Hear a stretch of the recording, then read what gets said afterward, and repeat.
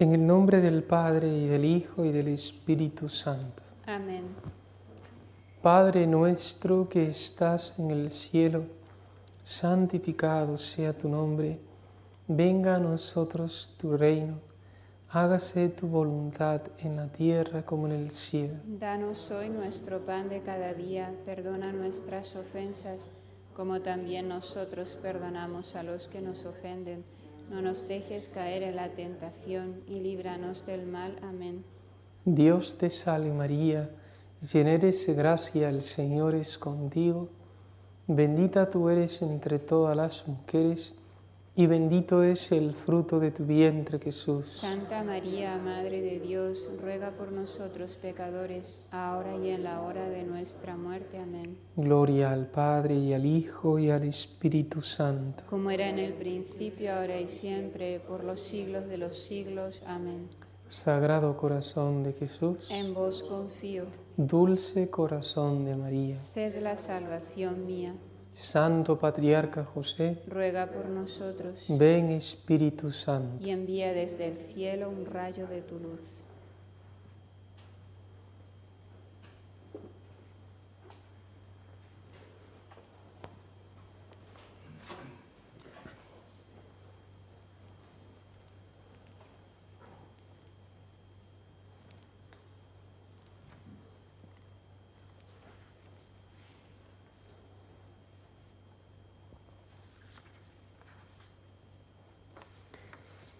Queridos hermanos, en nuestro Señor Jesucristo y la Virgen María, todo lo han trastornado vuestras culpas, vuestros pecados os han privado de todo bien.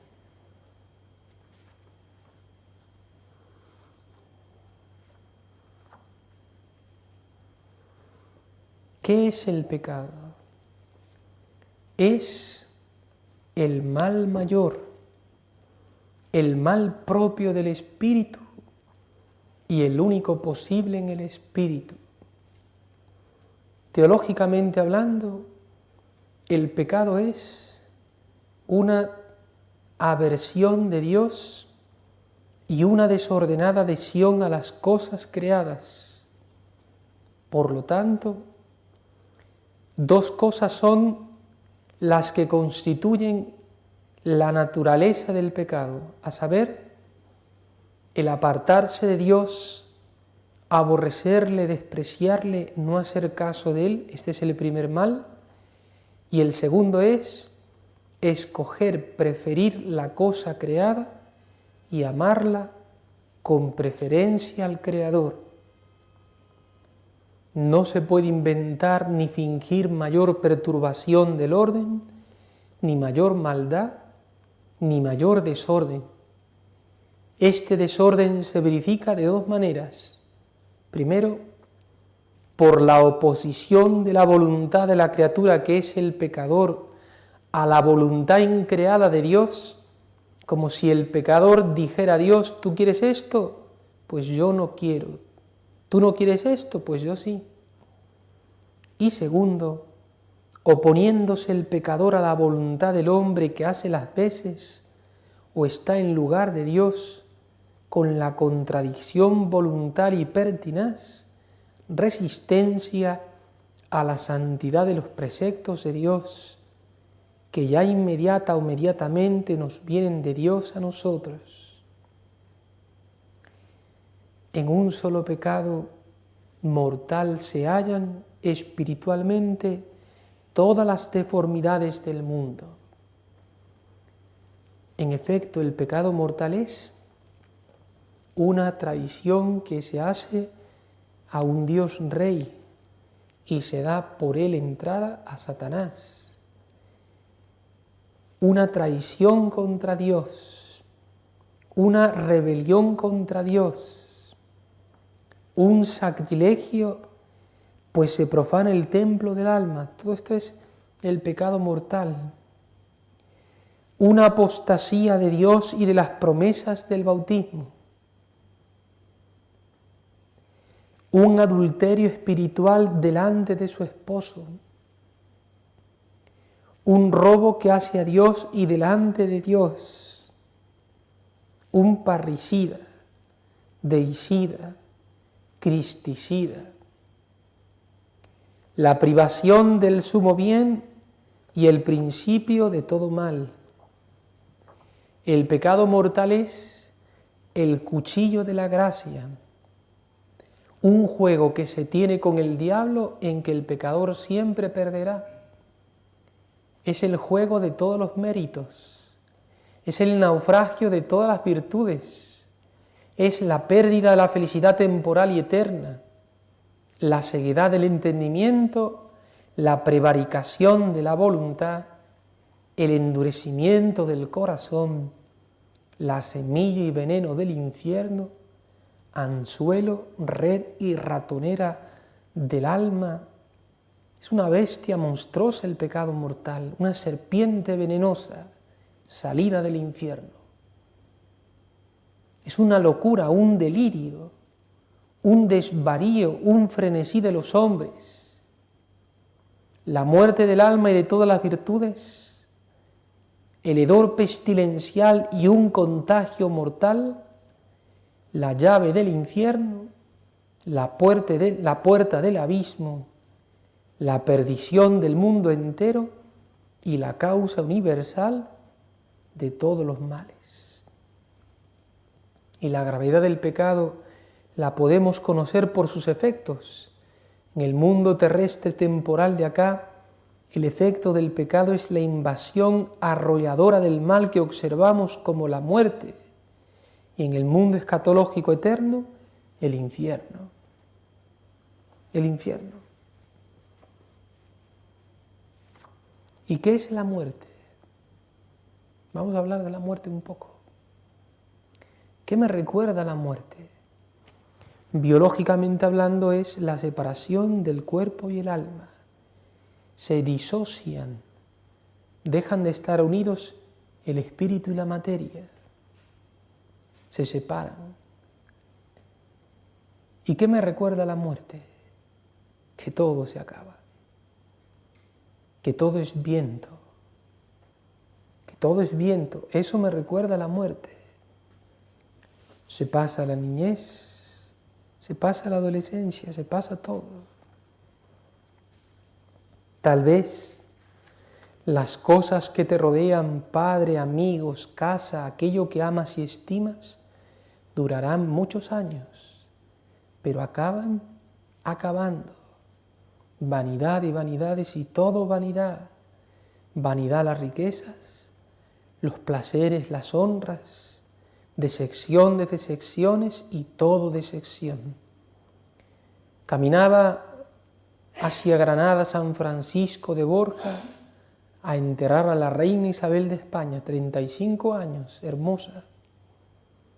Llegan a Granada y le toca destapar el ataúd para comprobar, garantizar que aquellos restos mortales son de la emperatriz. Cuando lo destapó, el hedor penetró en su nariz y sus ojos se clavaron en aquel rostro desfigurado y carcomido por la podredumbre.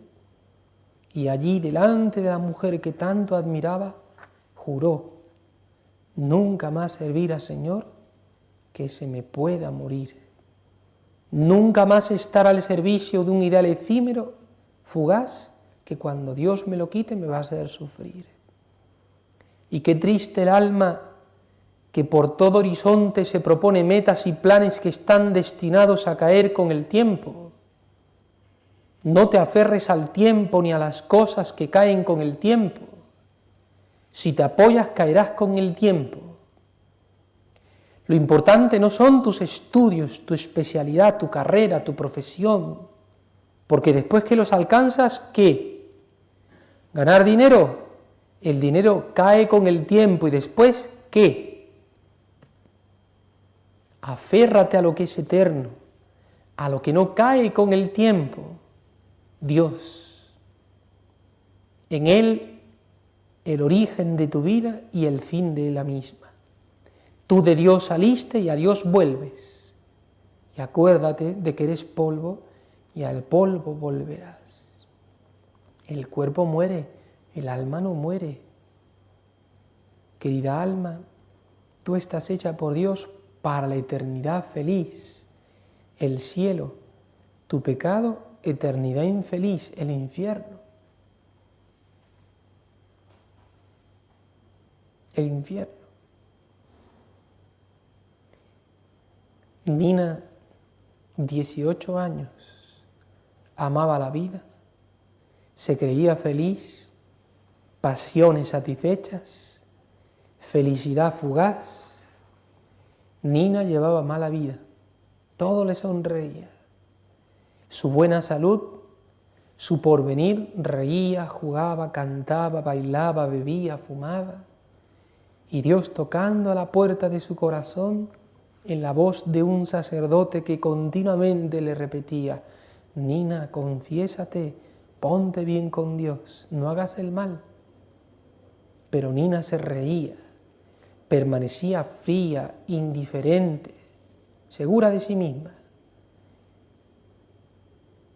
El infierno está lleno de los que se creen seguros de sí mismos, está lleno de los que no creen en su existencia, decía Santa Faustina. Está lleno. Al poco tiempo Nina se revuelca en el suelo mientras gritaba: no quiero morir, y pedía un sacerdote. El malo a la hora de la muerte teme por no haber sido bueno. El sacerdote nunca llegó y Nina murió. Murió. ¿Y saben por qué murió? Por equivocación fue al armario de su casa. Su mamá había metido en un frasco de medicina veneno de ratas. Ella se lo tomó y se murió.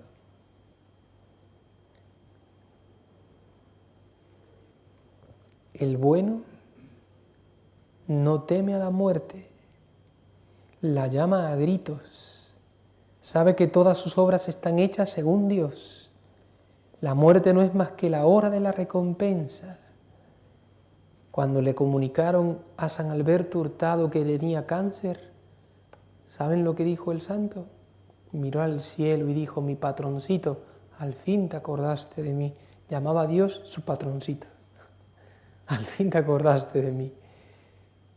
Y cuando va donde su superior a comunicar la noticia de que tenía un cáncer terminal, ¿saben lo que le dijo a su superior? Padre, me he sacado la lotería. Me he sacado la lotería. Y cuando Segundo Llorente, a los 62 años, le comunicaron que tenía también una enfermedad ya última mortal, el santo respondió: hace tantos años que estaba esperando esta noticia, este momento, partir para estar con Cristo. El malo no teme a la muerte, porque la muerte no es más que el parto doloroso para esta vida, de esta vida a la otra. Eso es la muerte.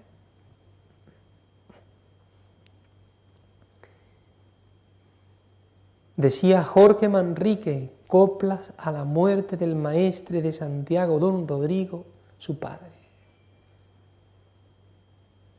Recuerde el alma dormida, avive el seso y despierte contemplando cómo se viene la muerte tan callando, cuán presto se va el placer y cómo después de acordado da dolor, cómo a nuestro parecer cualquier tiempo pasado fue mejor. Y pues vemos lo presente como en un punto he sido y acabado.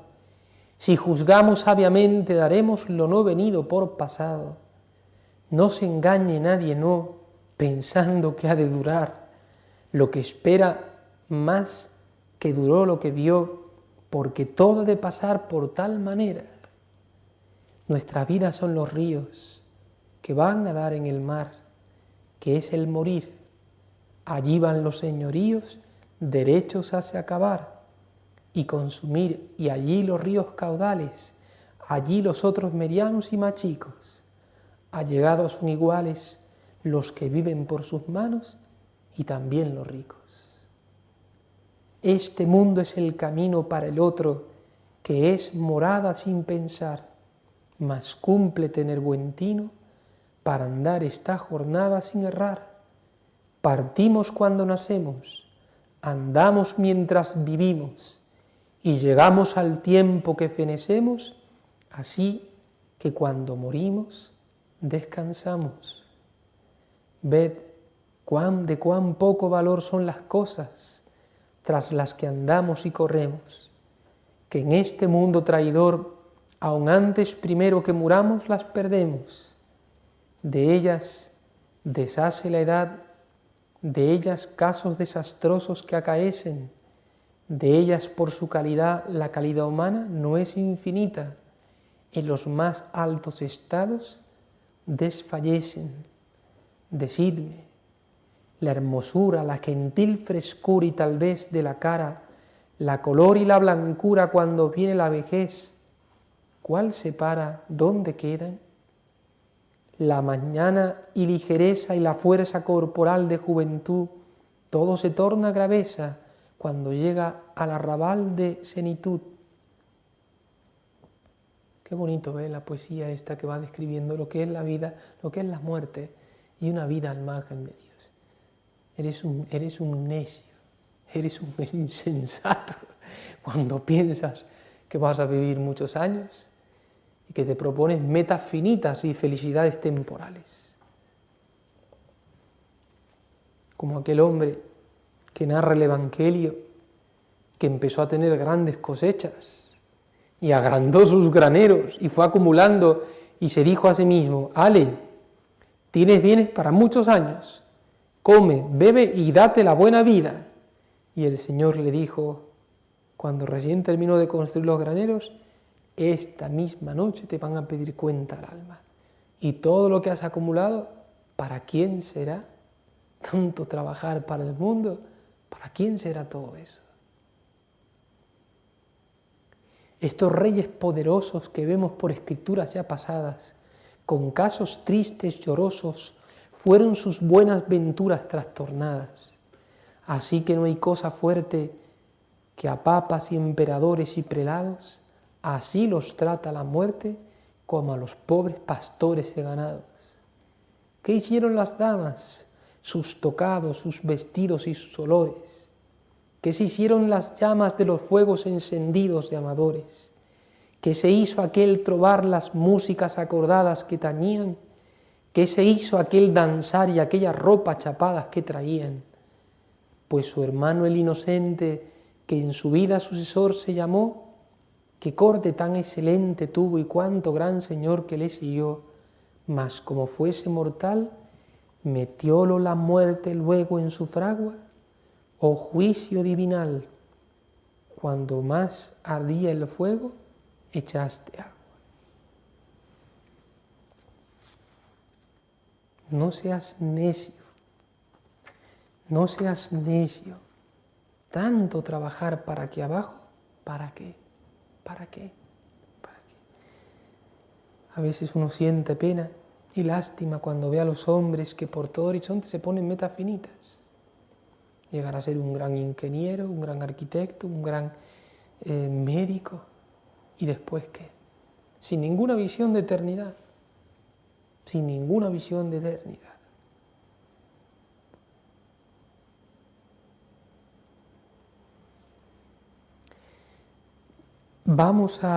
Quiero recoger, después de hablarles un poco de la muerte, tú también vas a morir, yo también voy a morir.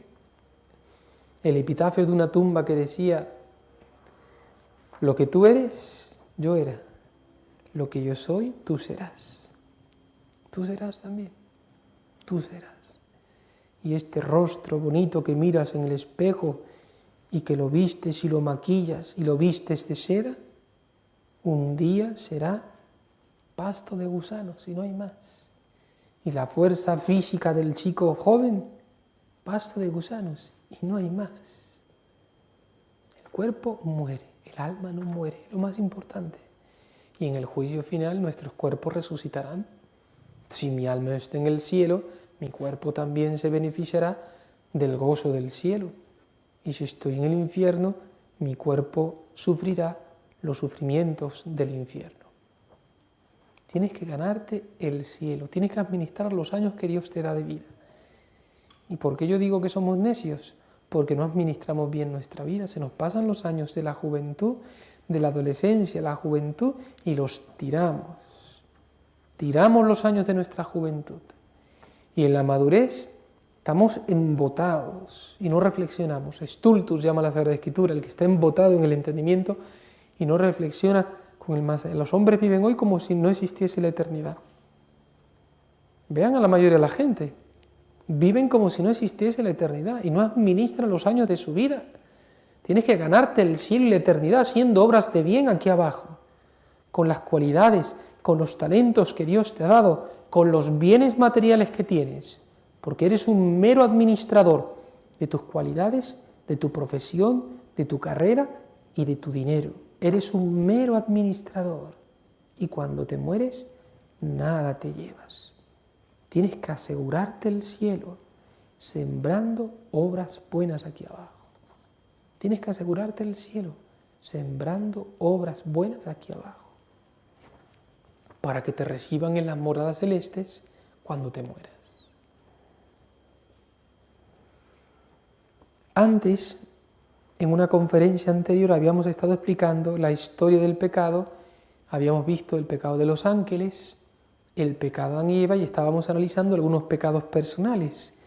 Ya te hablé del pecado de Caín, del pecado en tiempos de Noé, del pecado de Sodoma y Gomorra, y te quería ahora continuar hablando del pecado del pueblo de Israel. El pecado de Caín está en el libro del Génesis capítulo 4. El pecado de en tiempos de Noé está en el capítulo 6, versículo 1. El pecado de Sodoma y Gomorra está en el libro del Génesis en el capítulo 18. Y el pecado del pueblo de Israel lo puedes encontrar en el libro del Éxodo, que fue un pecado de murmuración continua, siempre quejándose, siempre protestando. Hay algunos que se pasan toda la vida así, ¿eh? Habría que ponerles un letrerito aquí, ahí va el quejicas. De todo se queja, de todo protesta, no hay forma de cómo tenerlo contento. No hay forma. ¿Qué ocurrió? Estaban en Egipto, llevaban 300 años, y invocaron a Dios, un liberador que los liberase del yugo egipcio. Dios les envía a Moisés, Moisés habla con Faraón, Faraón se endurece, los empieza a tratar mal, van donde Moisés, Moisés, ¿por qué fuiste a hablar con Faraón? ¿No ves que ahora nos trata peor? Mejor hubiese sido que no hubieses hablado. Pero ¿no os habéis quejado antes de que queríais un liberador y ahora que os manda Dios un liberador, os quejáis de que va a hablar con Faraón para que os libere? Va Moisés de nuevo por orden de Dios y Dios hizo las 7 plagas, ya saben, sobre Egipto, porque Faraón se endurecía y no los dejaba salir. Y ya la 7ª, cuando vio que murieron los primogénitos de toda la nación, no solamente los dejó salir, sino que los echaron, que se fuesen cuanto antes, porque si no iba a perecer toda la nación egipcia. Y les permitieron que se llevasen todo lo que pudiesen. Llevaron ganados, bienes, todas sus pertenencias se llevaron los israelitas. Y salió una multitud de 600.000 hombres, sin contar mujeres y niños. Era una multitud grandísima, porque tengan en cuenta que los que estaban casados tenían que tener más de un hijo. Luego, eran una multitud de israelitas que salían de Egipto. Llevaban 300 años. Iban por el desierto y cuando se encontraron frente al Mar Rojo, Faraón se endureció y decidió perseguirlos. Y se encaminaron detrás de ellos y los israelitas, al ver de lejos la nube que levantaban de polvo los egipcios, se echaron a temblar y le dijeron a Moisés: Moisés, ¿nos has traído al desierto a morir a manos de los egipcios? Mejor irá quedarnos en Egipto que venir a morir aquí en el desierto, Moisés. Y fue cuando Dios, por medio de Moisés, puso la vara, el arca de la alianza en el mar, se dividió y pasaron a pie enjuto sobre el mar, Y cuando los egipcios lo seguían, sacó la vara y el arca de la alianza y sepultaron las aguas a todos los egipcios. Seguían los israelitas por el desierto camino de la tierra prometida, Canaán. Una nube de fuego les alumbraba en la noche y una nube les cubría de los rayos del sol durante el día. La bondad de Dios para con los israelitas. Y se les empezó a acabar el abastecimiento, porque es comprensible, eran tantos. Empezaron a pasar días y días y se les empezó a acabar la comida. Moisés, nos has traído al desierto a morir de hambre. Mejor era quedarnos en Egipto comiendo ajos, puerros y cebollas. Ven continuamente quejándose. Y entonces Dios le hizo caer maná del cielo. Durante 40 años estuvieron comiendo maná, pero al poco tiempo de haber salido y que estaba cayendo maná, se empezaron a quejar de vuelta. Moisés, tanto maná, cámbianos el plato, ya nos da náuseas este maná. Primer plato maná, segundo maná y tercero maná. Cámbianos el maná, queremos carne, porque se les había empezado a acabar el ganado que traían y ya no tenían carne, querían comer carne. Y Dios le dijo a Moisés, mira Moisés, no han murmurado contra ti, han murmurado contra mí. Por lo tanto, no van a comer carne un día, sino un mes arreo y lo van a meter por las narices. Y así sucedió. Caían aquellas nubes de codornices que las estuvieron comiendo carne, se la vomitaban por las narices. Porque se cansaron de la carne también. Así somos los seres humanos. Añoramos una cosa y cuando la poseemos y vemos que toda cosa material no puede saciarme, que no puede darme plenitud, me engaño. Estoy siempre engañado, siempre. Soy una pobre mariposa que se va detrás del calor y el fuego y se le queman las alas. Con lo puramente temporal y criatural. Seguían por el desierto y se les empezó a acabar el agua. Moisés, nos has traído en el desierto a morir de sed. Mejor era quedarnos en Egipto con los aljibes que había de agua en Egipto y nos vienes aquí a morir de sed. ¿Comprenden? Miren, a veces somos tremendos. No hay forma de cómo Dios nos tenga contentos, porque siempre nos estamos quejando de todo. Si gano 1000 me quejo. Y cuando gane 1500 también me sigo quejando. Si tengo buena salud, de algún achaque me quejo. Y si no tengo ninguno, también me quejo. Así somos. Y entonces Dios hizo brotar agua de la roca y bebieron los israelitas. Siguieron por el desierto. Otra vez le faltó el agua y siempre la misma cancioncilla. Mejor era quedarnos en Egipto. Egipto simboliza la esclavitud del pecado. El hombre en pecado, cuando sale del pecado, comienza su éxodo hacia la tierra prometida. Pero tiene el peligro, la tentación continua de volver a la vida de antes. Un peligro, el pecador tiene un peligro de volver a la vida de antes, cuando abandonó su Egipto, porque empieza a experimentar las situaciones difíciles del desierto, camino de la tierra prometida. Menos mal que el Señor nunca en el Evangelio dijo, venid en pos de mí, que va a ser todo fácil, no vais a tener nunca pruebas. Antes, al contrario, dijo bien claro, ven en pos de mí, toma tu cruz y sígueme. Eso sí que lo dijo. Vais a tener persecuciones, eso sí que lo dijo el Señor, pero no dijo, vais a estar como en la luna, que no lo vais a experimentar absolutamente ningún sufrimiento, ningún temor, ninguna angustia. Eso no lo ha dicho el Señor.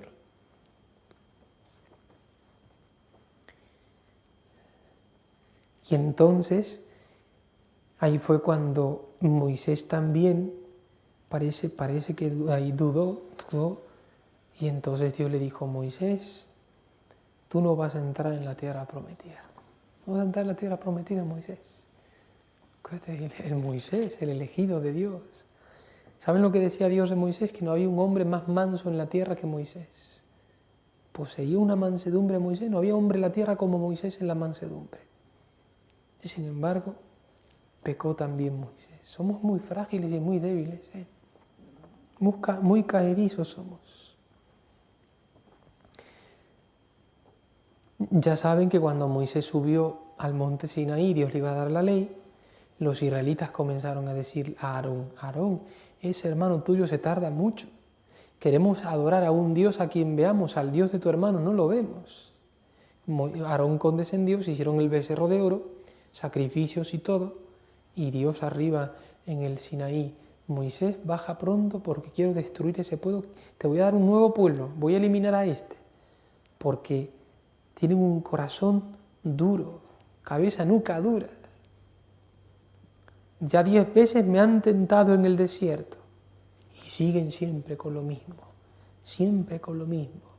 Y ahí fue cuando Moisés baja del enojo, que la indignación santa, tira las tablas y se rompen y Dios dice, todos, fíjense, Dios tuvo que purificar a Moisés a los que habían idolatrado con falsos dioses. Tuvo Dios que purificar a aquel pueblo. Cuando llegaron a la tierra prometida, estaban a las puertas de la tierra prometida, mandaron unos exploradores para explorar la tierra a ver cómo era. Y cuando llegaron los exploradores metieron tal miedo a los israelitas, son gigantes, nosotros somos pobres saltamontes al lado de ellos, son numerosos pueblos, no vamos a poder contra ellos. Y los israelitas, arre, Moisés, nos has traído aquí para esto. Y ahí fue cuando Dios ya, mira Moisés, todos los que han murmurado de 18 años para arriba, ninguno va a entrar en la tierra prometida. Y estuvieron 40 años dando vueltas en el desierto, y todos los que habían murmurado no entraron en la tierra prometida. Solamente Josué y Caleb entraron en la tierra prometida porque no habían murmurado contra Dios. Habían sido del grupo de los exploradores. Solamente ellos entraron en la tierra prometida. Y todos los demás fueron generaciones de los israelitas. Cuiden la murmuración. No hablen mal, no murmuren, no se quejen de Dios. También está la historia del pecado de Sansón, que no me voy a detener, perdió su fuerza porque una mujer Dalila le robó el corazón, símbolo de que nos dejamos seducir por la pasión del sexo y nos lleva a hacer locuras. Perdió toda su fuerza Sansón, le cortaron las trenzas, le arrancaron los ojos, y en un acto de arrepentimiento y misericordia Dios le permitió que recuperase la fuerza cuando le crecieron las trenzas de vuelta y derrumbó aquel edificio donde se encontraban los filisteos. También es muy aleccionador el pecado de Saúl, un pecado de desobediencia el de Saúl. Dios le dijo a Saúl, Saúl, da el anatema a tal ciudad. Porque cuando los israelitas se habían ido camino de la tierra prometida, ese pueblo no le quiso acoger y tenían en el expediente algo en contra. Y ya cuando los israelitas se apoderaron de la tierra prometida, Dios dijo, da esa ciudad al anatema. Y Saúl va, la atacan, se apoderan de todo y no dan al anatema el ganado, lo mejor del ganado. No lo destruyen, porque el pueblo le había sugerido eso a Saúl, y entonces va el profeta Samuel y le dice, Saúl, después que vienen de la victoria, Saúl, ¿no te ha dicho Dios que des todo al anatema? Y Saúl dice, sí, lo hemos hecho como Dios ha dicho. ¿Y qué son ese mugir de bueyes y ovejas que escucho? Y entonces Saúl dice, claro, es que el pueblo se le ocurrió ofrecer sacrificios a Yahvé. Y ahí fue cuando se indignó Samuel. Samuel, ama más Dios la obediencia que todas las cosas buenas que tú le quieras ofrecer. Ama más Dios la obediencia que lo bueno que tú le quieres ofrecer. ¿Para qué tú le quieres ofrecer a Dios una margarita si Dios te pide una violeta? Dime. ¿Para qué le quieres dar a Dios una margarita si Él te pide una violeta? Dale a Dios lo que Él te pide, no lo que tú quieres. Lo que Él te pide, dáselo, no lo que tú quieres.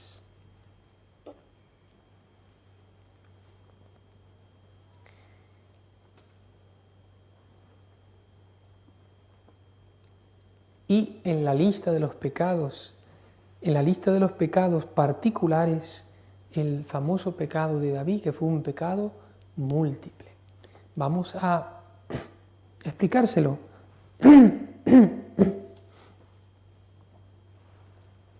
Se encuentra en el segundo libro de Samuel, capítulo 11, versículo 2 al 17. Y dice así, se lo voy un poco a escenificar. Un día David se levantó de dormir la siesta y comenzó a caminar por la terraza de su casa, que era el palacio, y vio que se bañaba junto al palacio una mujer, Betsabé. Se enamoró David de Betsabé, la tenía que haber visto más de una sola vez. La mandó a llamar, la despachó. Al poco tiempo Betsabé le dice a David, David, estoy encinta. Estaba en los primeros síntomas del embarazo. Si mi marido Urías viene de la guerra y me encuentra así, como la ley judía decía que toda mujer que se prostituía había que apedrearla, mi marido me va a apedrear, David, ¿qué hago? Entonces David, como eran los primeros síntomas del embarazo, mandó a llamar a Urías y le dio un par de días de fiesta libres para que se fuese a su casa. Urías salió del palacio, pero no se fue a su casa, se quedó a dormir con la guardia de palacio. David le llama y le dice, pero Urías, ¿no te has ido a tu casa? Y Urías dice, ¿cómo yo, mientras el arca de la alianza y los hombres de mi rey están batallando las batallas del Señor, cómo yo me voy a dar la buena vida? Era un hombre muy noble, Urías. No puedo ir a mi casa. ¿Quién le estaba inspirando aquello a Urías? Dios.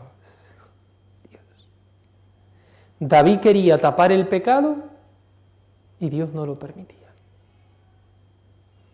Y entonces David dijo, mira, quédate un par de días más que hay una fiesta, porque David pensaba, a ver si lo emborracho y a ver si borracho se va a su casa. Llegó la fiesta, lo emborrachó y Urías sale del palacio y no se va a su casa. Otra vez se queda a dormir con la guardia del palacio. Ni con buena cabeza ni borracho. No había forma. David no sabía cómo arreglar aquello y escribió una nota para el jefe del ejército. ¿Saben qué era aquello? Era la sentencia de muerte de Urías. Y la demandó con el mismo Urías. Decía aquella nota, ponga a Urías en el frente de batalla y cuando ataquen los enemigos dejadle solo para que le maten. Y así sucedió, atacaron a los enemigos, murieron muchos hombres del rey David y murió Urías. Y Josías mandó un mensajero, un criado donde David para que le comunicase que había habido muchas muertes en el ejército del rey. El rey se indignó, ¿por qué os habéis expuesto a morir y atacar? Y el criado le dijo, mira, murió Urías también. Y cuando le dijo eso se le quitó el mal genio y la ira, la hipocresía, la doblez. Y una vez que se enteró que Urías murió, ¿saben lo que hizo David? Mandó a llamar a Betsabé y se la quedó por mujer. Aquí nadie sabe nada, todo oculto. Pero ¿saben qué? Lo que no ven los hombres lo ve Dios. A Dios tú no te puedes ocultar. Tú no le puedes ocultar nada a Dios. Y más tarde o más temprano, lo que dice Jesús en el Evangelio, lo que está hecho en las tinieblas, un día saldrá a la luz. Y el que ama la verdad va a la luz, porque no teme que sus obras sean descubiertas, porque sabe que todo está hecho según Dios. Pero el que obra mal, teme la luz, porque sabe que si sus obras salen a la luz, serán descubiertas su malicia. Y por eso no le gusta que sus obras sean descubiertas por nadie, porque están llenas de maldad. Vivía contento y a sus anchas David, aunque seguro que en su conciencia siempre había un tilín, tilín, tilín, tilín. La conciencia no te deja, no te deja. Y llegó el profeta Natán y tocó en el palacio a David. Abrieron la puerta, entró. David, tengo algo que contarte de parte de Dios. Anda, di. Mira, David, en una ciudad había 2 pastores, uno rico y otro pobre. Vivían juntos, contiguos. El pastor rico tenía ovejas, bueyes, camellos, muchísimos. Y el pastor pobre tenía una sola ovejita. La quería y la amaba tanto que dormía con ella en su propia cama. Era la niña de sus ojos. Y le vinieron unos invitados al pastor rico, y ¿sabes lo que hizo? Para no perder ni siquiera ni una ovejita de su ganado, fue donde el pastor pobre se la arrebató, la mató y le dio de comer a sus invitados. Y David dijo, a ese hombre hay que hacer justicia, hay que matarlo. Y ahí el profeta Natán le dice, David, ese eres tú. Ese eres tú, David. Recién ahí se le cayeron a David las cataratas que tenía en los ojos, porque el pecado ciega, sepan. El pecado me ciega, me ciega, me ciega completamente. No me hace ver la maldad que hay. Y entonces, cuando le dijo eso, claro, recién cayó David todo lo que había hecho. Un pecado múltiple. Vean, todo comenzó por una mirada. Todo comenzó por una mirada, el recato que hay que tener. Y hoy en día, que hay una moda tan inmodesta y tan provocativa, y un exhibicionismo erótico, pues hay que tener cuidado, porque van tan desnudos en la calle como en la playa. Es una vergüenza, una vergüenza. Y ya lo dijo Jacinta, la Virgen de Fátima, van a venir unas modas que ofenderán mucho a nuestro Señor. David comenzó su caída por una mirada.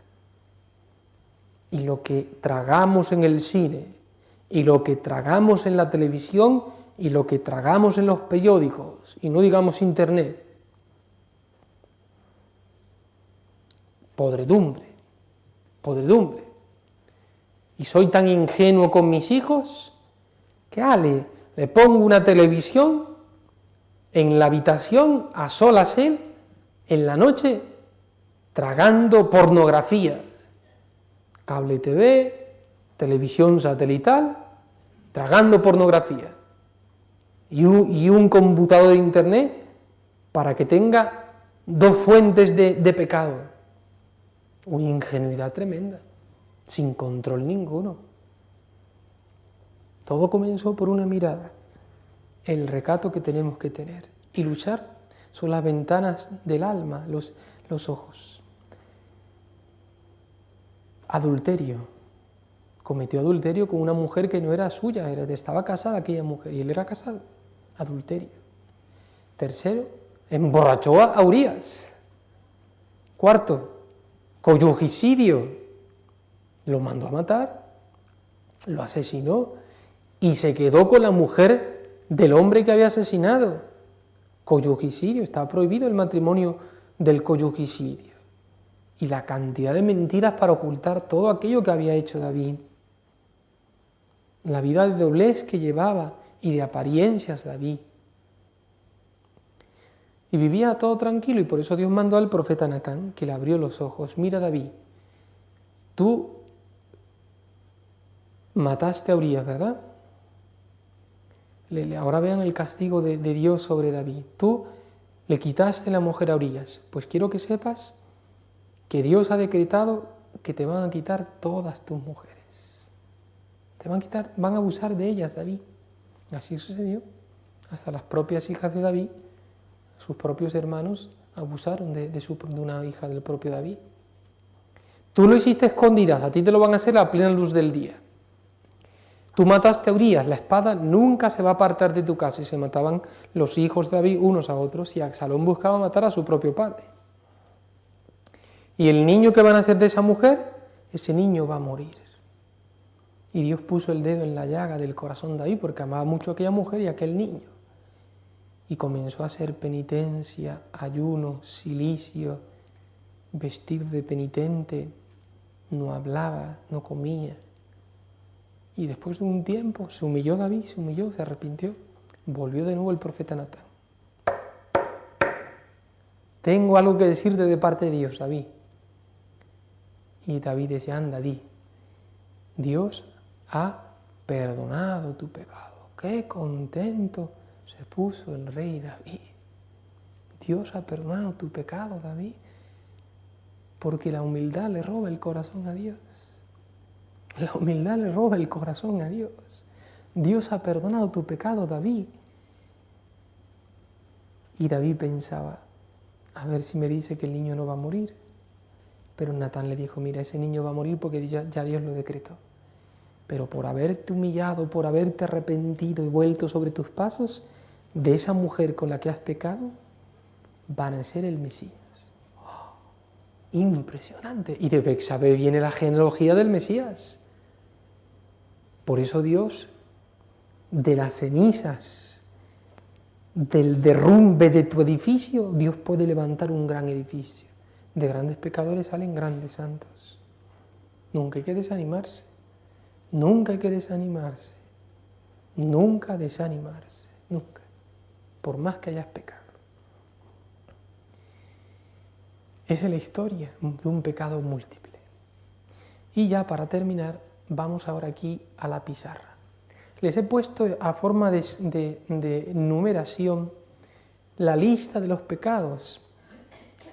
Son una serie de textos del Nuevo Testamento que tanto en boca de Jesús como de los apóstoles, especialmente de San Pablo y de San Juan Evangelista, enumeran una serie de listas de pecados, empezando por Jesús. Estas listas están, te voy a dar los textos, para que tú las puedas meditar de forma particular.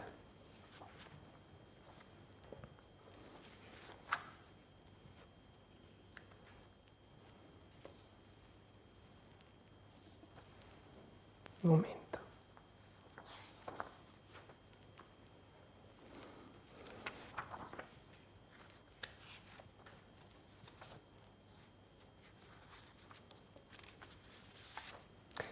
Se encuentran en el Evangelio de San Marcos, capítulo 7, versículo 20.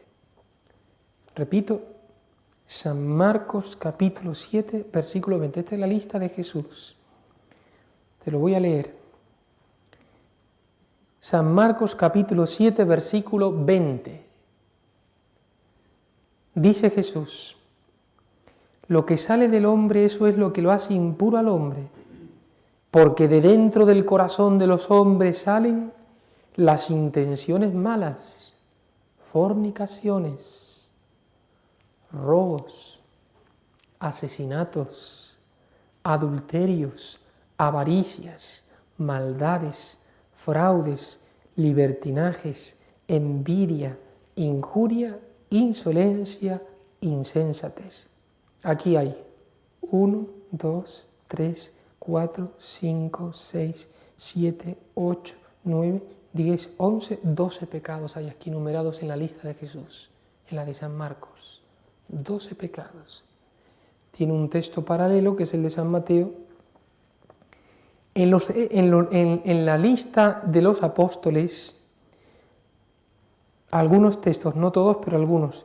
La carta a los Gálatas, capítulo 5, versículo 19. De San Pablo, carta a los Gálatas, capítulo 5, versículo 19. Dice San Pablo: las obras de la carne son fornicación, vamos a ir contándolos.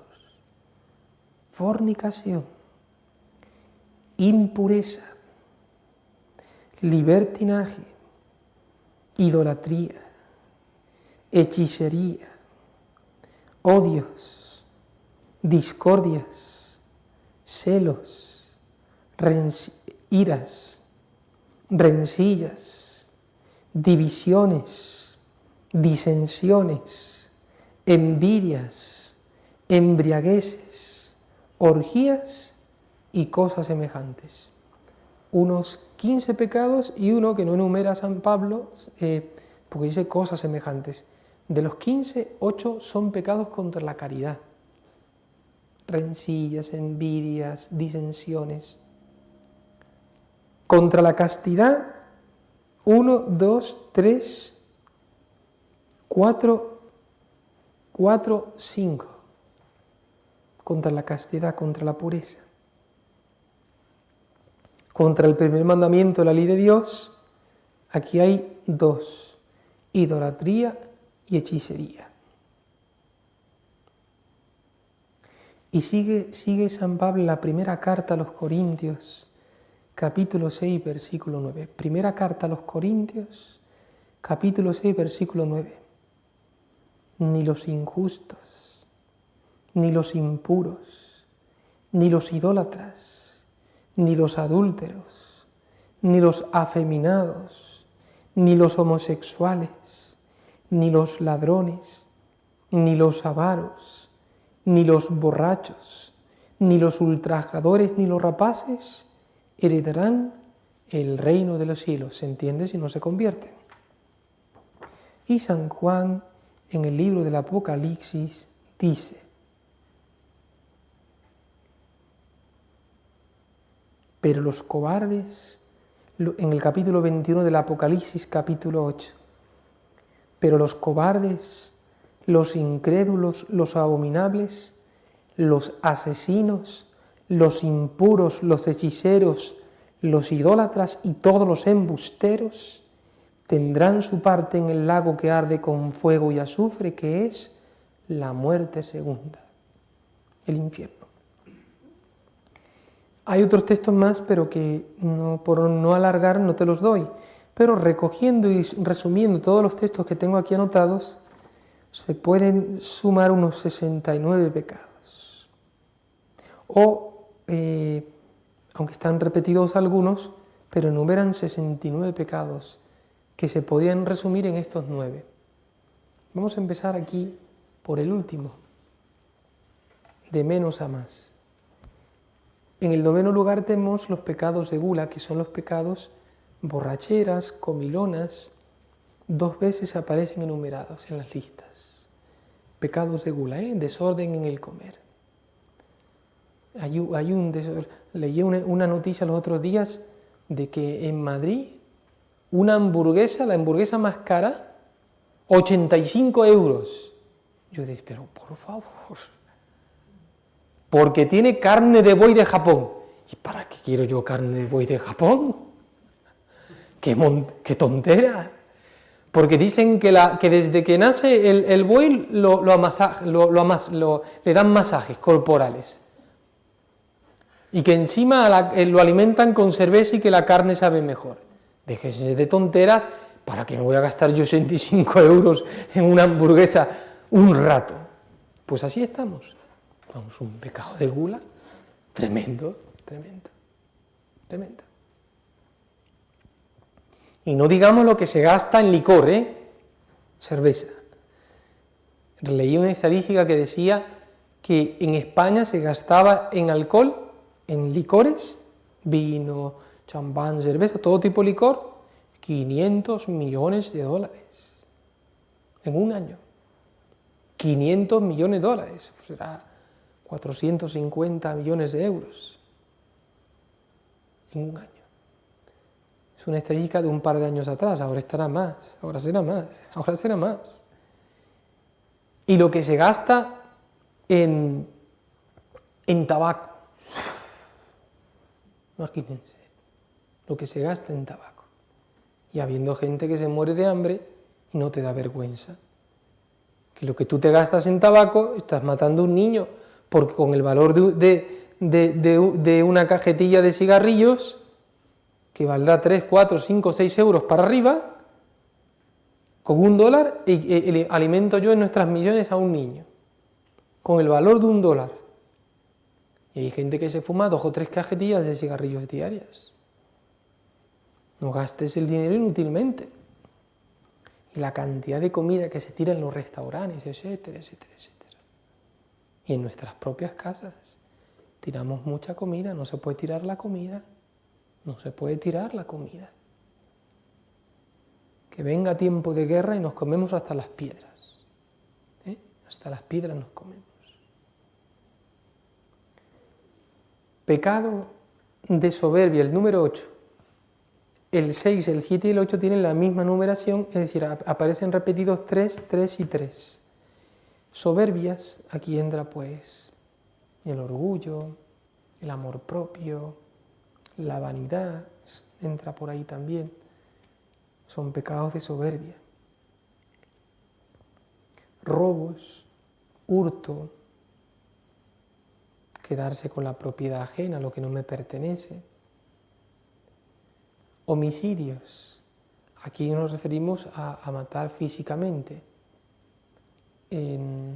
aunque puede darse homicidios espirituales porque ya lo mato en mi corazón, lo odio, pero eso pertenece a otro rubro. Ahora, aquí es homicidio físico, aquí entra el aborto, la eutanasia, la guerra, los asesinatos, homicidios. El número 5, este es un pecado del que casi nadie se acusa, que son los pecados de la lengua, la murmuración, el hablar mal de los demás. Comentamos defectos de las personas, ahí también entra pues la injuria, la calumnia, el insulto, son pecados de la lengua. Tenemos que cuidar mucho la lengua. Cuando una persona la tengo delante mío, la admiro, la alabo, y cuando está ausente, la subo, la bajo, la acuesto y la siento. Vamos, somos tremendos. Por eso dice el apóstol Santiago que la lengua es veneno mortífero. Es un látigo la lengua. Es un caño que por ella sale agua amarga y agua dulce, la lengua. Cuidemos la lengua, no hablar mal de nadie. 4. Ambiciones desordenadas, ambición de poder, ambición de fama, ambición de riquezas, ambición de puestos sociales, ambiciones desordenadas. Ambición de ser estimado, ambición de que se me tenga en cuenta, ambición de que se me aprecie, de que se me ame, de que se me estime, ambiciones desordenadas. Cuando son desordenadas, ¿no? Porque es lícito querer ser amado. Idolatría, son los pecados contra la virtud de la religión, la superstición, el espiritismo, esto abunda también mucho hoy en día, lectura de leer las cartas, las manos, todo eso va contra la ley de Dios. Hacer caso de horóscopos, hacer caso de tonteras y tonteras.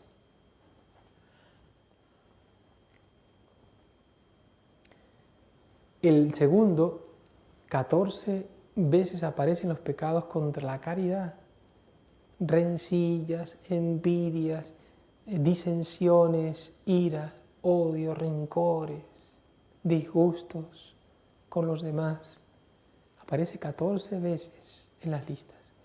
Y el pecado que más aparece, y es el pecado que más almas lleva al infierno, el pecado de la carne, el pecado de la lujuria.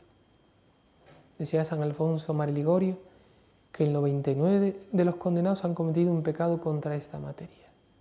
Es el pecado que dijo la Virgen de Fátima, que iba a venir un tiempo que ofenderán mucho a Dios las modas modernas. Descotes, ropas ajustadas, minifaldas, todo eso. Vendrán unas modas que ofenderán mucho a nuestro Señor, mucho a nuestro Señor. Estamos en esos tiempos. Estas listas te ayudarán a hacer un examen de conciencia, a examinarte y ver qué hay en ti que sea disonante de Dios. Te voy a dar, y ya termino ahora, ¿qué cosas son necesarias para hacer una buena confesión? 5 cosas son necesarias para hacer una buena confesión. Primero, examen de conciencia. Repasar los pecados que tú has cometido es lo primero que hay que hacer. Repasar tu niñez, tu adolescencia, tu juventud, tu madurez. Repasar los lugares donde has estado, las personas con las que has estado. Hacer un examen de conciencia de los 10 mandamientos o de los pecados capitales. Hacer un examen de conciencia. Segundo, fíjense, dolor de los pecados. estar arrepentido de haberlos cometido. Contrición. ¿Qué supone? La contrición supone siempre un acto de amor a Dios, porque claro, yo estoy arrepentido de haber ofendido a un Dios tan bueno, a un Dios digno de ser amado. Es dolor del alma, la contrición, el arrepentimiento, es un dolor del alma, que necesariamente no tiene que ser sensible, pero sí fruto de un acto de la voluntad y de convencimiento. O sea, yo, Señor, yo me pesa haberte ofendido por ser vos quien sois un Dios tan bueno, y prometo no volver a hacerlo, Señor. Tercero, propósito de enmienda. Es importante que tú tengas intención de no volver a repetirlo, de no volver a hacerlo. Propósito de enmienda. Y para eso luchemos por evitar las ocasiones, porque lo más seguro es que si yo me meto en las ocasiones volveré a caer. Propósito de enmienda. Cuarto, decir los pecados al confesor y decir número y especie. Número, cantidad, si no me acuerdo cuántas veces más o menos. Más o menos, ¿cuántas veces? En el nombre del Padre, y del Hijo, y del Espíritu Santo. Amén. Padre nuestro que estás en el cielo, santificado sea tu nombre. Venga a nosotros tu reino. Hágase tu voluntad en la tierra como en el cielo. Danos hoy nuestro pan de cada día, perdona nuestras ofensas, como también nosotros perdonamos a los que nos ofenden. No nos dejes caer en la tentación y líbranos del mal. Amén.